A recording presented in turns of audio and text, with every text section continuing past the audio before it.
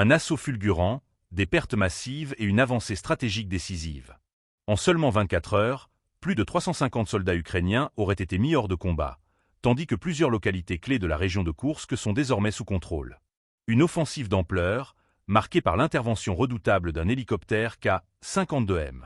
Avant d'entrer dans les détails, abonnez-vous et partagez ce reportage pour ne rien manquer des développements en cours. Selon les informations du ministère de la Défense, l'équipage de cet appareil d'attaque a frappé avec précision des véhicules blindés, des camions et du personnel ennemi dissimulé dans une zone boisée. Un soutien aérien stratégique visant à appuyer l'avancée des troupes terrestres. Le rapport du renseignement confirme, les cibles ont été anéanties et l'hélicoptère est retourné sans encombre à sa base.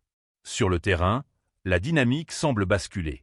En 48 heures, plusieurs localités ont été libérées, Viktorovka, Nikolaïevka, Vieille Sorochina, Lebedevka, Malaisie-Loknia, Tcherkasko-Porekno et Tressé. Des gains territoriaux qui s'inscrivent dans une stratégie militaire plus large visant à consolider le contrôle de cette zone frontalière. Mais au-delà des positions conquises, ce sont les pertes humaines et matérielles qui marquent les esprits.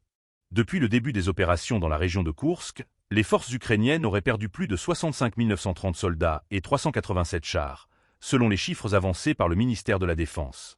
Un bilan qui témoigne de l'intensité des combats et de l'ampleur de la guerre d'usure en cours. En 24 heures seulement, en plus des pertes humaines, 6 soldats ukrainiens se seraient rendus, un phénomène qui soulève des interrogations sur le moral des troupes engagées. Alors que la situation évolue rapidement sur le terrain, ces redditions pourraient être le signe d'une pression de plus en plus insoutenable pour les forces ukrainiennes dans ce secteur stratégique. Reste à voir comment les prochains jours redéfiniront l'équilibre des forces.